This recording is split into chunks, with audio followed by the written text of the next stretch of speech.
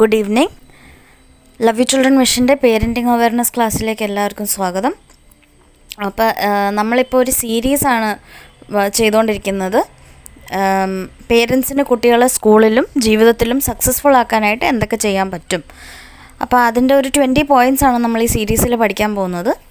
നമ്മൾ കഴിഞ്ഞ ആഴ്ച ഡിസ്കസ് ചെയ്തു, പേരൻറ്റിങ്ങിനെ വളരെ ഹ്യൂമിലിറ്റിയോടെ അപ്രോച്ച് ചെയ്യണം എന്ന് പറഞ്ഞാൽ എനിക്കെല്ലാം അറിയാം, എന്നോട് ആരും ഒന്നും പറയണ്ട, എന്നോട് എൻ്റെ കൊച്ചു കൂടുതലൊന്നും പറയണ്ട, പറഞ്ഞത് കേട്ടാൽ മതി എന്ന ആറ്റിറ്റ്യൂഡിൽ കുട്ടികളെ അപ്രോച്ച് ചെയ്യാതെ കുട്ടികളെ മനസ്സിലാക്കാനും പഠിക്കാനും അവരുടെ ആവശ്യങ്ങളെ ഐഡൻറ്റിഫൈ ചെയ്ത് അതിനനുസരിച്ച് നമ്മുടെ ബിഹേവിയറിനെ മോഡുലേറ്റ് ചെയ്യാനും നമ്മൾ റെഡി ആയിരിക്കണം.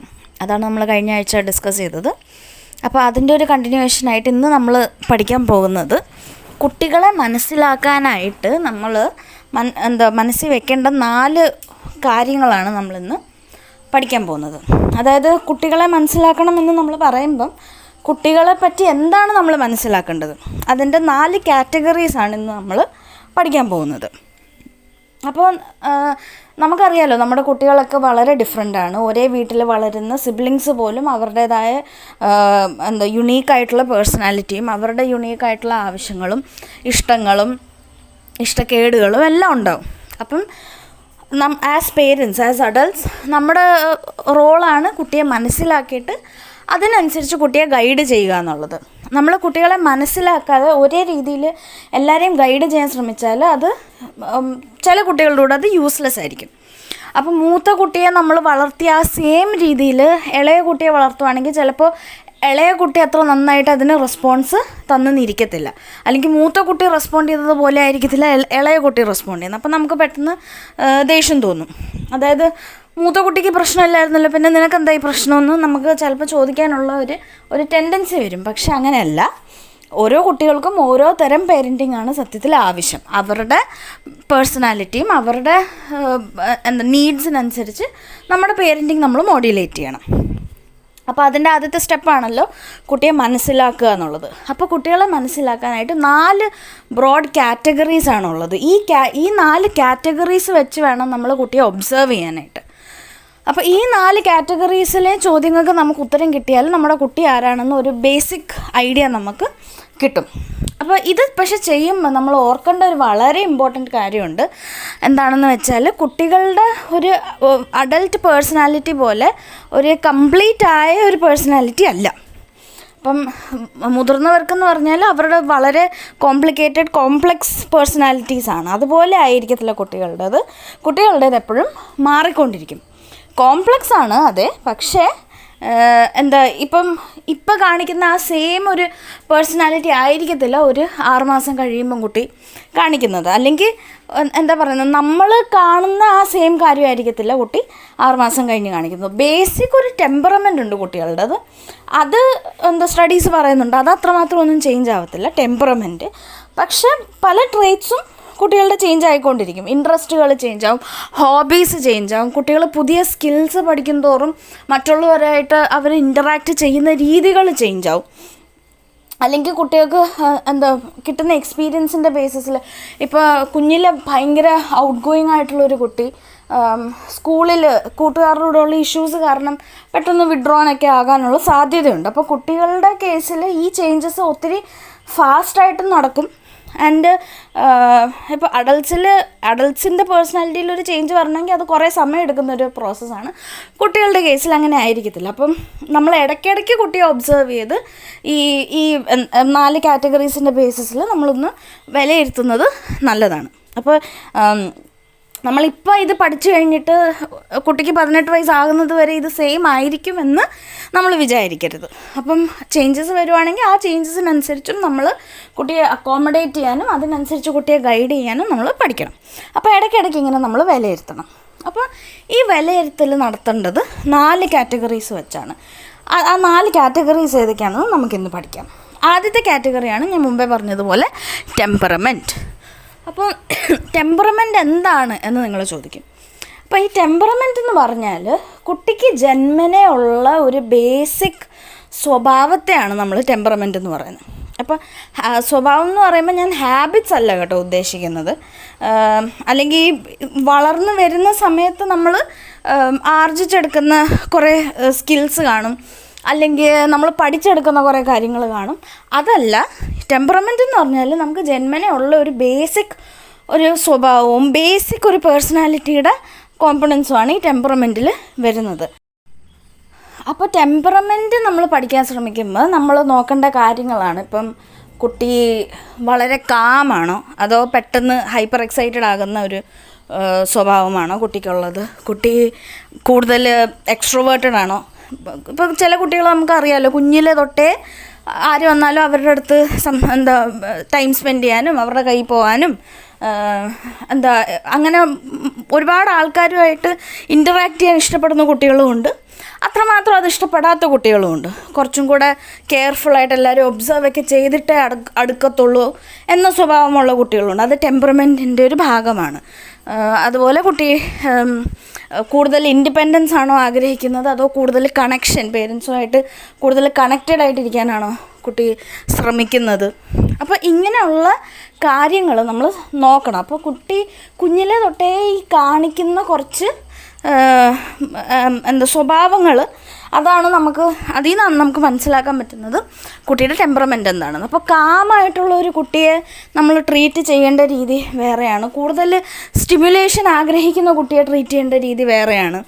അപ്പോൾ ഒരുപാട് സ്റ്റിമുലേഷൻ ഇഷ്ടപ്പെടാത്ത, കുറച്ചും കൂടെ പീസ്ഫുൾ ഒരു എൻവയൺമെൻറ്റ് ഇഷ്ടപ്പെടുന്ന ഒരു കുട്ടിയെ നമ്മൾ ഭയങ്കരമായിട്ട് എക്സൈറ്റ്മെൻറ്റ് ഉണ്ടാക്കാനോ അവരെ ഭയങ്കരമായിട്ട് സ്റ്റിമുലേറ്റ് ചെയ്യാൻ ശ്രമിക്കുകയൊക്കെ ചെയ്യുവാണെങ്കിൽ അവർക്കത് ഓവർ സ്റ്റിമുലേറ്റിംഗ് ആയിട്ട് തോന്നും. അവർക്ക് കൊടുക്കുന്ന കളിപ്പാട്ടങ്ങൾ ഒത്തിരി ഒച്ച ഉണ്ടാക്കുന്ന കളിപ്പാട്ടങ്ങൾ, ഒത്തിരി ബ്രൈറ്റ് കളേഴ്സൊക്കെ ആണെങ്കിൽ ചിലപ്പോൾ അവർക്കത് ഇഷ്ടപ്പെടാതെ വരും.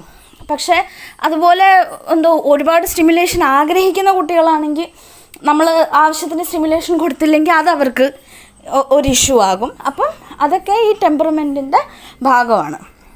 അപ്പോൾ നമ്മൾ നോക്കേണ്ട കാര്യങ്ങളാണ്. കൂടുതൽ കാമാണോ, കൂടുതൽ ഹൈപ്പർ എക്സൈറ്റബിൾ ആണോ, കൂടുതൽ ഇൻഡിപെൻഡൻ്റ് ആണോ അതോ കുറച്ചും കൂടെ സെൻസിറ്റീവ് ആണോ, കുറച്ചും കൂടെ മറ്റുള്ളവർ പറയുന്ന കാര്യങ്ങൾ ഒത്തിരി സീരിയസ് ആയിട്ട് എടുക്കുന്ന ഒരു സ്വഭാവമാണ്. അപ്പോൾ ഒത്തിരി മറ്റുള്ളവർ പറയുന്ന കാര്യങ്ങൾ സീരിയസ് ആയിട്ട് എടുക്കുകയും പേരൻസുമായിട്ടുള്ള ആ കണക്ഷനെ ഭയങ്കരമായിട്ട് മെയിൻറ്റെയിൻ ചെയ്യാനൊക്കെ ശ്രമിക്കുന്ന കുട്ടികളോട് നമ്മൾ പറയുന്ന കാര്യങ്ങളെപ്പറ്റി നമ്മൾ കുറച്ചും കൂടെ കെയർഫുൾ ആകണം. അവരുടെ അടുത്ത് നമ്മൾ ഈവൻ തമാശയ്ക്ക് പറയുന്ന കാര്യങ്ങൾ പോലും ചിലപ്പം അവർക്കത് ഫീൽ ചെയ്തെന്ന് വരാം.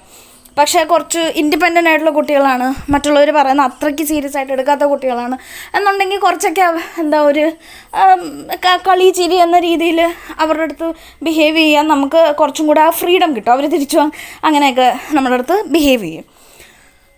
അതുപോലെ നമ്മൾ നോക്കേണ്ട കാര്യമാണ്, കൂടുതൽ ഇൻഡിപെൻഡൻസ് ആഗ്രഹിക്കുന്ന കുട്ടികളെ നമ്മൾ ഒത്തിരി കണക്ഷൻ്റെ പേരിൽ ഒരുപാടങ്ങ് അവരെ പോയി കെട്ടിപ്പിടിക്കാനും ഉമ്മ വയ്ക്കാനും ഒരുപാട് അവരുടെ കാര്യങ്ങളിൽ ഇൻവോൾവ് ആകാനും ശ്രമിച്ചാൽ അത് അവർക്ക് ഭയങ്കര ഒരു ഇറിറ്റേഷനായിട്ട് വരും. പക്ഷേ ഒരുപാട് കണക്ഷൻ ആഗ്രഹിക്കുന്ന ഒരു കുട്ടിയെ നമ്മൾ പെട്ടെന്ന് അങ്ങ് ഇൻഡിപെൻഡൻ്റ് ആക്കാൻ ശ്രമിക്കണം, നീ നിൻ്റെ കാര്യം ചെയ്താൽ മതി, നമ്മളവരെ അത്ര മൈൻഡ് ചെയ്യുന്നില്ലെന്നുണ്ടെങ്കിൽ അത് അവർക്കൊരു വിഷയമാകും. അപ്പം ടെമ്പറമെൻറ്റിനനുസരിച്ച് കുട്ടികളുടെ നീഡ്സിൽ വ്യത്യാസം ഉണ്ടാകും.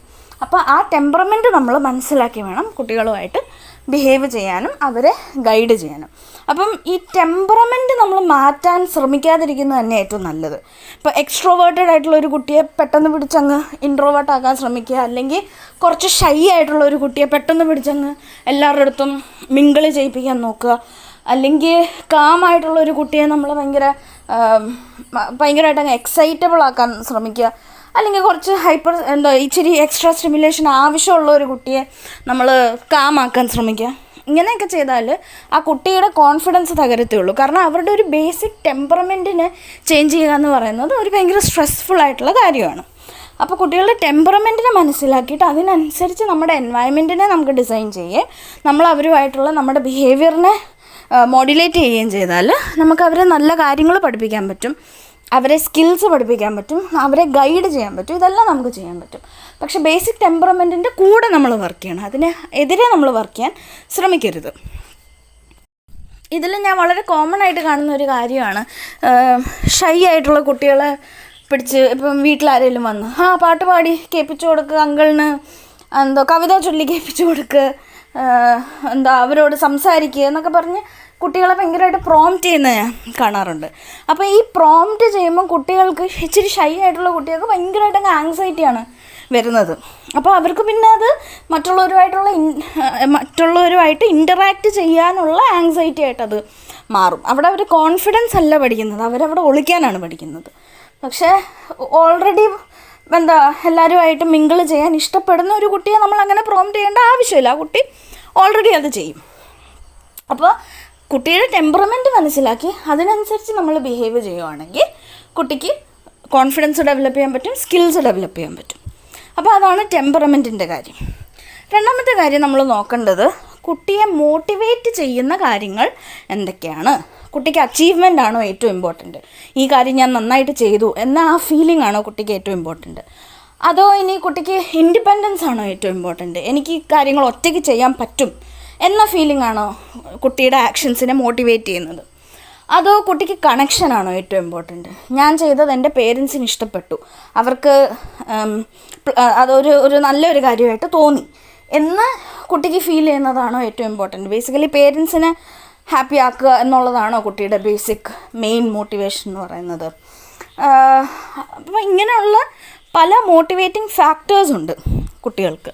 അപ്പോൾ ഇതിൽ ഏത് കാര്യമാണ് ഏറ്റവും കൂടുതൽ കുട്ടിയെ മോട്ടിവേറ്റ് ചെയ്യുന്നത്, ഓരോ സാഹചര്യത്തിലും കുട്ടി ഏത് ടൈപ്പ് ഓഫ് മോട്ടിവേഷനാണ് ഏറ്റവും കൂടുതൽ യൂസ് ചെയ്യുന്നത്, ഇതൊക്കെ നമ്മൾ നോക്കേണ്ടത് വളരെ ഇമ്പോർട്ടൻ്റ് ആയിട്ടുള്ളൊരു കാര്യമാണ്. ഇപ്പോൾ ഇൻഡിപെൻഡൻസ് ആഗ്രഹിക്കുന്ന ഒരു കുട്ടിയെ മോട്ടിവേറ്റ് ചെയ്യാൻ നമ്മൾ കൂടുതൽ ഇൻഡിപെൻഡൻസ് ആണ് അവിടെ ഓഫർ ചെയ്യേണ്ടത്. അതായത് ഈ കാര്യം ചെയ്യുക, അല്ലെങ്കിൽ ഈ സ്കില്ല് പഠിക്കുകയോ, അല്ലെങ്കിൽ ഈ കാര്യം നന്നായിട്ട് പ്രാക്ടീസ് ചെയ്യുകയോ ചെയ്താൽ ഇൻഡിപെൻഡൻ്റ് ആയിട്ട് ഈ കാര്യങ്ങൾ ചെയ്യാം എന്ന ഒരു ഓഫർ ആ കുട്ടിക്ക് വളരെ വാല്യൂബിൾ ആയിരിക്കും. അത് കുട്ടി കൂടുതൽ ചെയ്യാൻ ശ്രമിക്കും. പക്ഷേ നീ ഇങ്ങനെ ഞാൻ പറയുന്നത് ചെയ്യുവാണെങ്കിൽ നിന്നെ ഞാൻ കളിക്കാൻ കൊണ്ടുപോകാം എന്ന് പറയുന്നത് ആ കുട്ടിക്ക് ചിലപ്പോൾ അത്രയ്ക്ക് വാല്യൂബിൾ ആയിരിക്കത്തില്ല.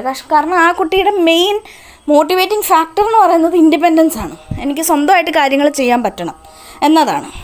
അതുപോലെ ഇപ്പം കൂടുതൽ കണക്ഷൻ ആവശ്യമുള്ളൊരു കുട്ടി, ആ കുട്ടി നല്ല കാര്യങ്ങൾ ചെയ്യുമ്പം പേരൻസ് നല്ല വർത്തമാനവും കുറേ അപ്രിസിയേഷനും ഒക്കെ കൊടുക്കുന്നതിന് പകരം, അല്ലെങ്കിൽ പേരൻസുമായിട്ട് കൂടുതൽ സമയം സ്പെൻഡ് ചെയ്യാൻ കൊടുക്കുന്നതിന് പകരം ഒരു ഗിഫ്റ്റ് വാങ്ങിച്ചു കൊടുത്തെന്ന് പറഞ്ഞാൽ അത് അത്രയ്ക്ക് മോട്ടിവേറ്റിംഗ് ആയിരിക്കത്തില്ല കുട്ടിക്ക്. ആ കുട്ടി ആ പെർഫോമൻസ് മെയിൻറ്റെയിൻ ചെയ്യാനായിട്ട് അത്ര മോട്ടിവേറ്റഡ് ആവത്തില്ല ഗിഫ്റ്റ്സ് കൊണ്ട്. കാരണം കുട്ടിക്ക് എന്താണ് വേണ്ടത്, പേരൻസുമായിട്ടുള്ള കൂടുതൽ കണക്ഷനാണ് വേണ്ടത്. അതുപോലെ അപ്രീസിയേഷൻ വേണ്ട കുട്ടികൾ, റെക്കഗ്നിഷൻ വേണ്ട കുട്ടികൾ, അവർക്ക് റെക്കഗ്നിഷനും അപ്രീസിയേഷനും കൊടുത്താലേ അവർ മോട്ടിവേറ്റ് ആവത്തുള്ളൂ. അച്ചീവ്മെൻറ്റ് ഫീലിംഗ് വേണ്ട കുട്ടികൾ, ഒരു കാര്യം അവർക്ക് നന്നായിട്ട് ചെയ്യാൻ പറ്റും എന്ന ഫീലിംഗ് അതിന് പുറകെ പോകുന്ന കുട്ടികളെ നമുക്ക് ആ രീതിയിൽ ഗൈഡ് ചെയ്യണം, ആ രീതിയിൽ നമുക്ക് അവരെ മോട്ടിവേറ്റ് ചെയ്യാൻ പറ്റണം. അപ്പോൾ കുട്ടിയുടെ മെയിൻ മോട്ടിവേഷൻ എന്താണ് എന്ന് നമ്മൾ മനസ്സിലാക്കിയിരിക്കണം. അപ്പോൾ രണ്ട് കാര്യങ്ങൾ നമ്മളിപ്പം ഡിസ്കസ് ചെയ്തു. ഒന്ന്, കുട്ടിയുടെ ബേസിക് സ്വഭാവം, ബേസിക് ടെമ്പറമെൻറ്റ് എന്താണെന്ന് നമ്മൾ മനസ്സിലാക്കണം. രണ്ട്, കുട്ടിയെ മോട്ടിവേറ്റ് ചെയ്യുന്ന കാര്യങ്ങൾ എന്തൊക്കെയാണെന്ന് നമ്മൾ മനസ്സിലാക്കണം. മൂന്ന്, കുട്ടിയുടെ ഇൻട്രസ്റ്റ് എന്താണെന്ന് നമ്മൾ മനസ്സിലാക്കണം. അപ്പോൾ കുട്ടിക്ക് ഏതൊക്കെ കാര്യങ്ങളിലാണ് ഇൻട്രസ്റ്റ് ഉള്ളത്, അപ്പോൾ കുട്ടിയുടെ ഹോബീസ് നമുക്ക് അതിന് വേണ്ടി പഠിക്കാം. കുട്ടി സ്വന്തമായിട്ട് ചെയ്യുന്ന പ്രൊജക്റ്റുകൾ നമുക്ക് നോക്കാം. അതായത് ഹോംവർക്കായിട്ടും ടീച്ചർമാർ പറഞ്ഞുകൊണ്ടോ അല്ലെങ്കിൽ പേരൻസ് പറഞ്ഞതുകൊണ്ടോ ചെയ്യുന്ന കാര്യങ്ങളല്ല, കുട്ടിയുടെ സ്വന്തം ഇഷ്ടത്തിന് കുട്ടി എന്തൊക്കെയാണ് ചെയ്യുന്നത് എന്ന് നമ്മൾ നോക്കണം. അപ്പോൾ അതിൽ നിന്ന് നമുക്ക് മനസ്സിലാവും കുട്ടിക്ക് എന്താണ് ഇൻട്രസ്റ്റ് എന്ന്. അപ്പോൾ ചില പേരൻസ് പറയുന്നത് ഞാൻ കേട്ടിട്ടുണ്ട്, അവൻ്റെ ഇൻട്രസ്റ്റ് എന്തോ ടി വി കാണാൻ മാത്രം അവന് ടി വി കാണാൻ മാത്രമേ ഇഷ്ടമുള്ളൂ. അപ്പോൾ ടി വി കാണാൻ മാത്രമേ ഇഷ്ടമുള്ളൂ എന്ന് പറയുമ്പം പോലും ടി വിയിൽ കുട്ടി എന്തുവാണ് ഈ കാണാൻ ശ്രമിക്കുന്നത്. കാർട്ടൂൺസ് കാണുവാണെങ്കിൽ കാർട്ടൂൺസിൽ എന്തുവാണ് ഈ കുട്ടിയുടെ മെയിൻ ഒരു ഇൻട്രസ്റ്റ് എന്ന് പറയുന്നത്. ചില കുട്ടികൾക്ക് ഡൈനോസോർസ് ആയിരിക്കും ഇൻട്രസ്റ്റ്, ചില കുട്ടികൾക്ക് കാർസ് ആയിരിക്കും ഇൻട്രസ്റ്റ്, ചില കുട്ടികൾക്ക് ബാർബി ഡോൾസ് ആയിരിക്കും ഇൻട്രസ്റ്റ്, ചില കുട്ടികൾക്ക് ആനിമൽസ് ആയിരിക്കും ഒരു സ്പെഷ്യൽ ഇൻട്രസ്റ്റ് എന്ന് പറയുന്നത്. അപ്പോൾ ഓരോ കുട്ടികൾക്കും അവരുടേതായ കുറേ ഇൻട്രസ്റ്റുകൾ കാണും. അപ്പോൾ അവരുടെ ആ ഇൻട്രസ്റ്റുകളെ നമുക്ക് കൂടുതൽ പ്രോത്സാഹിപ്പിക്കുകയും അവർക്ക് ഇൻട്രസ്റ്റ് ഉള്ള കാര്യങ്ങളിൽ പേരൻസും കൂടെ കുറേ എൻഗേജ് ആകുകയും ചെയ്യുവാണെങ്കിൽ കുട്ടിയുമായിട്ടുള്ള ബോണ്ട് സ്ട്രോങ് ആകും, കുട്ടിയെ കൂടുതൽ മനസ്സിലാക്കാൻ പറ്റും. ആൻഡ് ആ ഇൻട്രസ്റ്റുകൾ യൂസ് ചെയ്ത് കുട്ടിയെ നമുക്ക് കൂടുതൽ മോട്ടിവേറ്റ് ചെയ്യാനും ഗൈഡ് ചെയ്യാനും പറ്റും. അപ്പോൾ ഒരുപാട് പേരൻസും ചെയ്യുന്ന ഒരു വലിയൊരു അബദ്ധം എന്ന് പറയുന്നത് കുട്ടിയോട് പറഞ്ഞുകൊണ്ടിരിക്കും അങ്ങനെ ചെയ്യണം ഇങ്ങനെ ചെയ്യണം. അതായത് പേരൻറ്റിൻ്റെ ഇൻട്രസ്റ്റിനനുസരിച്ച് കുട്ടിയോട് പറയും, നീ പഠിക്കണം, മാർക്ക് വാങ്ങിക്കണം, അങ്ങനെ ബിഹേവ് ചെയ്യണം, ഇങ്ങനെ ബിഹേവ് ചെയ്യണം, അത് ചെയ്യണം, ഇത് ചെയ്യണം. പക്ഷെ കുട്ടിയുടെ ഇഷ്ടങ്ങളിൽ പേരൻസ് ഇൻവോൾവ് ആവത്തില്ല. കുട്ടിക്ക് എന്താണ് ഇഷ്ടം എന്ന് പോലും പേരൻസിന് ചിലപ്പോൾ അറിയത്തില്ലായിരിക്കും. ഇപ്പോൾ ചില പേരൻസിനോട് നമ്മൾ കുട്ടി ഫ്രീ ടൈമിൽ എന്താ ചെയ്യുന്നത് പേരൻറ്റിന് അറിയത്തില്ല. ഇപ്പോൾ കുട്ടി വായിക്കുന്ന പുസ്തകങ്ങൾ എന്തൊക്കെയാണ് അറിയത്തില്ല. കുട്ടി കൂടുതൽ ടി വിയിൽ എന്താണ് കാണാൻ ശ്രമിക്കുന്നത് അറിയത്തില്ല. അപ്പോൾ ഈ ഇൻട്രസ്റ്റുകളൊന്നും പേരൻസിന് അറിയാത്ത സ്ഥിതിക്ക് പേരൻസ് കുട്ടികളുടെ പുറത്ത് ഡിമാൻഡ്സ് വയ്ക്കുമ്പോൾ കുട്ടികളത് ഫോളോ ചെയ്യത്തില്ല. കാരണം അപ്പോൾ കുട്ടികൾ ചിന്തിക്കുന്നത് എനിക്കിഷ്ടമുള്ളത് ഞാൻ ചെയ്യും, എൻ്റെ പേരൻസിന് ഇഷ്ടമുള്ളത് അവർ ചെയ്യും. അല്ലാതെ ഇതൊരു കൊളാബറേറ്റീവ് കാര്യമായിട്ട് നമുക്ക് ചെയ്യാൻ പറ്റുമെന്ന് കുട്ടികളവിടെ പഠിക്കുന്നില്ല. അപ്പോൾ കുട്ടികളുടെ ഇൻട്രസ്റ്റ് എന്താണെന്ന് മനസ്സിലാക്കിയിട്ട് ആ ഇൻട്രസ്റ്റിൽ നമ്മൾ കുറച്ചും കൂടെ നമ്മൾ എഫേർട്ടും സമയം ഇടുന്നതായിട്ട് തന്നെ അവരെ നമ്മൾ കാണിക്കണം. അപ്പോൾ അതാണ് മൂന്നാമത്തെ കാര്യം. ഇനി നാലാമത്തെ കാര്യം. ഇപ്പോൾ 3 കാര്യമാണ് നമ്മൾ ഇതുവരെ കംപ്ലീറ്റ് ചെയ്തത്. 1, കുട്ടിയുടെ ടെമ്പറമെൻറ്റ്, ബേസിക് സ്വഭാവം നമ്മൾ മനസ്സിലാക്കണം. 2, കുട്ടിയെ മോട്ടിവേറ്റ് ചെയ്യുന്ന കാര്യങ്ങൾ എന്തൊക്കെയാണെന്ന് നമ്മൾ മനസ്സിലാക്കണം. 3, കുട്ടിയുടെ ഇൻട്രസ്റ്റുകൾ എന്താണെന്ന് മനസ്സിലാക്കണം. 4, കുട്ടികളുടെ ട്രിഗേഴ്സ് എന്താണെന്ന് നമ്മൾ മനസ്സിലാക്കിയിരിക്കണം. അപ്പോൾ എന്താണ് ഈ ട്രിഗർ എന്ന് പറഞ്ഞാൽ ഈ കുട്ടികളിൽ ഭയങ്കര എക്സ്ട്രീം ഇമോഷണൽ റിയാക്ഷൻസ് ഉണ്ടാക്കുന്ന കാര്യങ്ങളാണ് ഈ ട്രിഗേഴ്സ് എന്ന് പറയുന്നത്. അപ്പോൾ പല കുട്ടികൾക്ക് അത് പലതുമായിരിക്കും. ഈ ചില പേരൻസ് പറയാറുണ്ട്, എൻ്റെ കൊച്ച് ഭയങ്കര ദേഷ്യക്കാരനാണ്, പെട്ടെന്നങ്ങ് ദേഷ്യപ്പെടും. അപ്പോൾ നമ്മൾ ചോദിക്കും, ഈ അവന് ദേഷ്യം വരുന്നത് എപ്പോഴാണ്, എന്ത് സംഭവിക്കുമ്പോഴാണ് അവൻ ദേഷ്യം വരുന്നത്? അത് പേരൻസിനപ്പം അറിയത്തില്ല. കാരണം കുട്ടിയുടെ ട്രിഗർ എന്താണെന്ന് പേരൻറ്റിന് അറിയത്തില്ല. അപ്പോൾ കുട്ടിക്ക് ഭയങ്കരമായിട്ട് ദേഷ്യം വരുന്നു, ഭയങ്കരമായിട്ട് കുട്ടി ഇറിറ്റേറ്റ് ആവുന്നു, ഭയങ്കരമായിട്ട് ധിക്കരിക്കുന്നു, എക്സ്ട്രീം ഇമോഷൻസ് കാണിക്കുന്നു എന്നൊക്കെ പറയുമ്പോൾ തന്നെ അതിൻ്റെ പുറകിലുള്ള ട്രിഗർ എന്താണെന്ന് നമ്മൾ മനസ്സിലാക്കണം. ഇപ്പോൾ ചില കുട്ടികൾക്ക് ട്രിഗർ എന്ന് പറയുന്നത് അവർക്ക് കഴിവില്ല എന്ന ഒരു ഫീലിംഗ് ഉണ്ടാകുന്നതായിരിക്കും അവരുടെ ഒരു ട്രിഗർ. അപ്പോൾ അവരൊത്തിരി പാടായിട്ടുള്ളൊരു കാര്യം ചെയ്യുക, മേ ബി പഠിത്തത്തിലാകാം, ഹോംവർക്കാകാം, അല്ലെങ്കിൽ പേരൻസ് പറഞ്ഞൊരു കാര്യമാകാം. അവരത് ചെയ്യാൻ ശ്രമിച്ചു, പക്ഷെ അവർക്കത് നന്നായിട്ട് ചെയ്യാൻ പറ്റിയില്ല. അപ്പോൾ ആ ചെയ്യാൻ പറ്റാത്ത ആ ഒരു ഫീലിംഗ് ആണ് അവരുടെ ട്രിഗർ. അപ്പോൾ അവർ ഭയങ്കരമായിട്ട് ദേഷ്യപ്പെടും, ഇറിറ്റേഷൻ കാണിക്കും. അപ്പോൾ പേരൻസ് തന്നെ വിചാരിക്കും, അയ്യോ ഇതുവരെ ഓക്കെ ആയിട്ടിരുന്ന ഈ കുട്ടി എന്ത് പറ്റി ഇതിന്? കാരണം മിണ്ടാതിരുന്ന് എന്തോ ചെയ്തുകൊണ്ടിരിക്കുകയാണ്. അപ്പോൾ ആരോ എന്തോ എന്ന് പറഞ്ഞ് സഡനായിട്ട് കുട്ടി പൊട്ടിത്തെറിച്ചു. അപ്പം അവരാ പറഞ്ഞതല്ല അവിടെ സത്യത്തിൽ ആ പൊട്ടിത്തെറിയുടെ റീസൺ എന്ന് പറയുന്നത്. കുട്ടിയുടെ ട്രിഗർ അവരെന്തുമായിരുന്നു, അതിന് ആ കാര്യം നന്നായിട്ട് ചെയ്യാൻ പറ്റിയില്ല. അപ്പം അച്ചീവ്മെൻറ്റും ഇൻഡിപെൻഡൻസും ഒക്കെ ആയിരിക്കും ഈ കുട്ടിയുടെ ഏറ്റവും മോട്ടിവേറ്റിംഗ് ഫാക്ടേഴ്സ് എന്ന് പറയുന്നത്. അപ്പം ഇൻഡിപെൻഡൻ്റായിട്ട് ചെയ്യാൻ പറ്റിയില്ല, നന്നായിട്ട് ചെയ്യാൻ പറ്റിയില്ല, അത് കുട്ടിക്ക് ട്രിഗറായിരിക്കും. ഇനി ചില കുട്ടികളുടെ ട്രിഗർ എന്ന് പറയുന്നത് പേരൻസുമായിട്ടുള്ള അടുപ്പം നഷ്ടപ്പെടുമോ എന്നുള്ളതാണ്. അപ്പോൾ പേരൻസ് ഒരു ഇഷ്ടക്കേട് കാണിക്കുകയോ അല്ലെങ്കിൽ എനിക്ക് വേറെ കൊച്ചുണ്ട്, എനിക്ക് നിന്നെ ഇഷ്ടമില്ല എന്നൊക്കെ പറയുന്നത് കുട്ടിക്ക് ഭയങ്കര ട്രിഗേഴ്സ് ആയിരിക്കും. കാരണം പേരൻസുമായിട്ടുള്ള അടുപ്പം ലോസ്റ്റ് ആകും എന്ന് വരുമ്പോൾ പേടിയും ദേഷ്യവും എല്ലാം കൂടെ കുട്ടിക്ക് ഒരുമിച്ച് വരും. അപ്പോൾ ഭയങ്കര ഒരു ഇമോഷണൽ റെസ്പോൺസ് ആയിരിക്കും കുട്ടി അവിടെ കാണിക്കുന്നത്. അപ്പോൾ ആ ഒരു ട്രിഗറിനെ നമുക്ക് മിനിമൈസ് ചെയ്യാൻ പറ്റിയാൽ കുട്ടികൾക്ക് അത്രമാത്രം ആ ദേഷ്യവും അരിശവും ആ ഒരു സ്ട്രോങ് ഇമോഷണൽ റെസ്പോൺസ് അത്രമാത്രം കുട്ടികൾക്ക് അവിടെ വരത്തില്ല. അപ്പം ഇതിൻ്റെ അർത്ഥം നമുക്ക് എല്ലാ ട്രിഗേഴ്സും എപ്പോഴും അവോയ്ഡ് ചെയ്യാൻ പറ്റും എന്നല്ല. പക്ഷേ കുട്ടികളുടെ ട്രിഗേഴ്സ് നമുക്ക് മനസ്സിലായാൽ അവർക്ക് അവരുടെ ഇങ്ങനത്തെ ഒരു ഓവറായിട്ടുള്ള ബിഹേവിയർ വരുമ്പം നമുക്ക് അവരെ പെട്ടെന്ന് കാമാകാൻ സഹായിക്കാൻ പറ്റും, അവരെ മനസ്സിലാക്കിപ്പിക്കാൻ പറ്റും. മോനെ നിൻ്റെ ഇതാണ് നിൻ്റെ ഒരു ട്രിഗർ എന്ന് പറയുന്നത്. അപ്പോൾ ഇങ്ങനെ സംഭവിച്ചപ്പോൾ നിനക്കിങ്ങനെ ഫീൽ ചെയ്തു, അതുകൊണ്ടാണ് നീ ഇങ്ങനെ റെസ്പോണ്ട് ചെയ്തത്. അപ്പോൾ ഇങ്ങനെ ഫീൽ ചെയ്യുമ്പോൾ എങ്ങനെ റെസ്പോണ്ട് ചെയ്യണം എന്ന് നമുക്ക് കുട്ടികളെ പഠിപ്പിക്കാൻ പറ്റും, ട്രെയിൻ ചെയ്യാൻ പറ്റും. അവരെ ജഡ്ജ് ചെയ്യാതെ, അവരെ ക്രിട്ടിസൈസ് ചെയ്യാതെ, അവരെ പണിഷ് ചെയ്യാതെ നമുക്ക് അവരെ ഗൈഡ് ചെയ്യാൻ പറ്റും. പക്ഷേ അവരുടെ ട്രിഗേഴ്സ് നമുക്ക് മനസ്സിലാക്കാൻ പറ്റിയില്ല എന്നുണ്ടെങ്കിൽ നമ്മളും പെട്ടെന്നങ്ങ് ട്രിഗറാവും, നമുക്കും അങ്ങ് ദേഷ്യം വരും. അപ്പോൾ പിന്നെ അവിടെ അത് ഒരു അടിയാവും. ഒരു വീട്ടിലൊരു അടി നടന്നെന്നും പറഞ്ഞ് കുട്ടിയും ഒന്നും പഠിക്കുന്നില്ല, ആ ബന്ധത്തിനും അത് നല്ലതല്ല. അപ്പോൾ കുട്ടിയെ മനസ്സിലാക്കുകയാണെങ്കിൽ നമുക്ക് നമ്മളെ തന്നെ കൺട്രോൾ ചെയ്യുകയും കുട്ടിയെ ഗൈഡ് ചെയ്യുകയും ചെയ്യാൻ പറ്റും. അപ്പോൾ നിങ്ങളുടെ കുട്ടിയെ എന്താണ് ട്രിഗർ ചെയ്യുന്നത്, അവർക്ക് ഒട്ടും അവർക്ക് ടോളറേറ്റ് ചെയ്യാൻ പറ്റാത്ത ആ കാര്യങ്ങൾ എന്തൊക്കെയാണ് എന്ന് നമുക്ക് മനസ്സിലാക്കാൻ പറ്റും. അപ്പോൾ ഈ കാര്യങ്ങളൊക്കെ നമ്മൾ എങ്ങനെയാണ് മനസ്സിലാക്കുന്നത്? ടെമ്പറമെൻറ്റ്, മോട്ടിവേഷൻ, ഇൻട്രസ്റ്റ്, ട്രിഗർ, ഈ 4 കാര്യങ്ങൾ കുട്ടികളെ പറ്റി നമുക്ക് എങ്ങനെ മനസ്സിലാക്കാൻ പറ്റും? അവരുടെ കൂടെ ടൈം സ്പെൻഡ് ചെയ്യുക.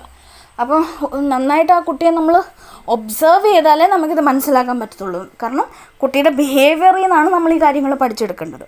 ഇപ്പോൾ കുട്ടികൾക്ക് ഇതൊന്നും തുറന്ന് പറയാനറിയത്തില്ലല്ലോ. എൻ്റെ ട്രിഗേഴ്സ് ഇതാണ്, എൻ്റെ ഇൻട്രസ്റ്റുകൾ ഇതാണ്, എൻ്റെ മോട്ടിവേഷൻ ഇതാണ്, എൻ്റെ ടെമ്പർമെൻറ്റ് ഇതാണെന്നൊന്നും കുട്ടികൾക്ക് പറയാൻ പറ്റത്തില്ല. അപ്പം അവരുടെ ബിഹേവിയറിൽ നിന്നും ഓരോ കാര്യങ്ങളിലൂടെ ഉള്ള അവരുടെ റെസ്പോൺസിൽ നിന്നും അവർ ഏതൊക്കെ കാര്യങ്ങൾ സംഭവിക്കുമ്പോഴാണ് അവർ വളരെ ഹാപ്പി ആകുന്നത്, എന്ത് സംഭവിക്കുമ്പോഴാണ് അവർ ഭയങ്കരമായിട്ട് വയലൻ്റ് ആകുന്നത്, ഇതൊക്കെ നമ്മൾ കുട്ടികളുടെ കൂടെ ടൈം സ്പെൻഡ് ചെയ്ത് ഒബ്സർവ് ചെയ്തേ നമുക്കിതൊക്കെ മനസ്സിലാക്കാൻ പറ്റത്തുള്ളൂ. അപ്പോൾ എനിക്കറിയാം പേരൻസ് ഒത്തിരി ബിസിയാണ്, അപ്പോൾ ഒരുപാട് ജോലി ഭാരമുണ്ട്. അപ്പോൾ എപ്പോഴും ഫുൾ ടൈം കുട്ടികളോട് ഇരിക്കാൻ പറ്റിയെന്ന് വരത്തില്ല, ഫുൾ ടൈം കുട്ടിയെ ഒബ്സർവ് ചെയ്തുകൊണ്ട് ഇരിക്കാൻ പറ്റും എന്ന് നമുക്ക് പറയാൻ പറ്റത്തില്ല. പക്ഷേ എന്നും ഒരു ശകലം സമയം, ഒരു ഹാഫ് ആൻ അവർ, പിന്നെ വീക്കെൻഡ്സിൽ കുറച്ചും കൂടെ സമയമൊക്കെ നമുക്ക് കുട്ടികളോട് സ്പെൻഡ് ചെയ്യാനും കുട്ടികളോട് കളിക്കാനും പറ്റുവാണെങ്കിൽ നമുക്കവരെ ഒബ്സർവ് ചെയ്യാൻ പറ്റും. ഏറ്റവും കൂടുതൽ കുട്ടികളുടെ റിയൽ സ്വഭാവവും റിയൽ ആ ടെമ്പർമെൻറ്റൊക്കെ വെളിയിൽ പ്രകടമാകുന്നത് കളി സമയത്താണ്, കുട്ടി കളിക്കുമ്പോഴാണ്. അപ്പോൾ കുട്ടികളോട് നമുക്ക് കളിക്കാൻ സമയം കണ്ടെത്താൻ പറ്റിയാൽ തന്നെ കുട്ടിയെ നമുക്ക് നന്നായിട്ട് പഠിക്കാൻ പറ്റും. അപ്പോൾ നമ്മുടെ കുട്ടികളെ സക്സസ്ഫുൾ ആക്കാനും സ്കൂളിലാണേലും പഠനത്തിലാണേലും ബാക്കി കാര്യങ്ങളിലാണേലും ജീവിതത്തിലാണേലും അവരെ സക്സസ്ഫുൾ ആക്കാനായിട്ട് നമുക്ക് ആദ്യം ചെയ്യാൻ പറ്റുന്ന കാര്യമാണ് അവരെ മനസ്സിലാക്കുക എന്നുള്ളത്. അപ്പോൾ എന്തൊക്കെയാണ് നമ്മൾ മനസ്സിലാക്കേണ്ടത്? 4 കാര്യങ്ങളാണ്. അവരുടെ ടെമ്പറമെൻ്റ് എന്താണ്, അവരുടെ മോട്ടിവേഷൻ എന്താണ്, അവരുടെ ഇൻട്രസ്റ്റുകൾ എന്താണ്, അവരുടെ ട്രിഗേഴ്സ് എന്താണ്. ഈ 4 കാര്യങ്ങളാണ് നമ്മൾ മനസ്സിലാക്കേണ്ടത്. ഈ 4 കാര്യങ്ങൾ നമുക്ക് എങ്ങനെ മനസ്സിലാക്കാൻ പറ്റും? അവരുടെ കൂടെ സമയം ചെലവഴിക്കുകയും അവരുടെ കൂടെ കളിക്കുകയും ചെയ്താൽ നമുക്ക് ഈ 4 കാര്യങ്ങൾ മനസ്സിലാക്കാൻ പറ്റും. അപ്പോൾ ആസ് പേരൻസ് നിങ്ങളുടെ കുട്ടികളോട് എത്ര പ്രായമുള്ള കുട്ടികളാണെങ്കിലും എത്ര വലിയ കുട്ടികളാണെങ്കിലും അവരുടെ കൂടെ കളിക്കാൻ, അവരുടെ കൂടെ എൻജോയ് ചെയ്യാൻ നമ്മൾ സമയം ഉണ്ടാക്കിയാൽ, അല്ലെങ്കിൽ അവർക്ക് ഇൻട്രസ്റ്റ് ഉള്ള കുറച്ച് കാര്യങ്ങൾ അവരുടെ കൂടെ ചെയ്യാൻ നമ്മൾ സമയം ഉണ്ടാക്കിയാൽ നമുക്ക് നമ്മുടെ കുട്ടികളെ മനസ്സിലാക്കാൻ കഴിയും. അപ്പോൾ അടുത്ത സൺഡേ ഇതിൻ്റെ അടുത്ത പോയിൻ്റ് നമുക്ക് പഠിക്കാം. നമ്മുടെ കുട്ടികളെ സക്സസ്ഫുൾ ആക്കാൻ നമുക്ക് എന്തൊക്കെ ചെയ്യാൻ പറ്റുമെന്ന്. ഈ 4 കാര്യങ്ങൾ ഓർത്ത് വെച്ച് ഈ ഒരു പ്രൊസീജിയർ, അതായത് കുട്ടിയെ മനസ്സിലാക്കുക എന്നുള്ള ഈ കാര്യം ഈ ആഴ്ച നിങ്ങൾ അപ്ലൈ ചെയ്ത് നോക്കുക. എന്തെങ്കിലും ഡൗട്ട്സ് ഉണ്ടെങ്കിൽ അത് ഗ്രൂപ്പിൽ ചോദിക്കാം, നിങ്ങളുടെ ഡൗട്ട്സ് ക്ലിയർ ചെയ്യും. ഇനി നിങ്ങളുടെ സ്പെസിഫിക് കുട്ടിയെപ്പറ്റി എന്തെങ്കിലും കൺസേൺസ് ഉണ്ട്, അല്ലെങ്കിൽ ഇത് അപ്ലൈ ചെയ്യാൻ ശ്രമിക്കുമ്പോൾ ഏതെങ്കിലും ഒരു കാര്യം മനസ്സിലാകുന്നില്ല എന്നൊക്കെ ഉണ്ടെങ്കിലും വാട്സാപ്പിൽ നമ്മൾ പ്രൈവറ്റ്ലി കോൺടാക്റ്റ് ചെയ്യാം, അല്ലെങ്കിൽ ഗ്രൂപ്പിലിടാം, നിങ്ങൾക്ക് ഇഷ്ടമുള്ളതുപോലെ. അപ്പോൾ ഞങ്ങളുമായിട്ടത് ഡിസ്കസ് ചെയ്യുവാണെങ്കിൽ അതിനും കൂടുതൽ ഗൈഡൻസ് തരാൻ നമ്മുടെ സൈക്കോളജിസ്റ്റുകളുണ്ട്. അപ്പോൾ ഇത് ഒറ്റയ്ക്ക് നമ്മൾ എല്ലാം പെർഫെക്റ്റായിട്ട് നമ്മൾ ചെയ്ത് തീർക്കേണ്ട ഒരു പണിയല്ല ഈ പേരൻറ്റിങ് എന്ന് പറയുന്നത്. അതിൽ കൂടുതൽ ആൾക്കാരെ നമ്മൾ ഇൻവോൾവ് ചെയ്ത് മനസ്സിലാക്കി കുട്ടികളെയും നന്നായിട്ട് പഠിച്ച് നമ്മളത് ചെയ്യുവാണെങ്കിൽ അതൊരു വളരെ ഹാപ്പി ഒരു ജേർണി ആയിരിക്കും. അപ്പോൾ അതിനാണ് നമ്മുടെ ലവ് യു ചിൽഡ്രൻ മിഷൻ ഇവിടെ ഉള്ളത്. അപ്പോൾ കൂടുതൽ ഡൗട്ട്സും കൂടുതൽ ഗൈഡൻസ് എന്തോ ആണെങ്കിലും നമ്മളെ കോൺടാക്റ്റ് ചെയ്യുക. അടുത്ത സൺഡേ നമുക്ക് ഇതിൻ്റെ അടുത്ത പോയിൻ്റ് പഠിക്കാം.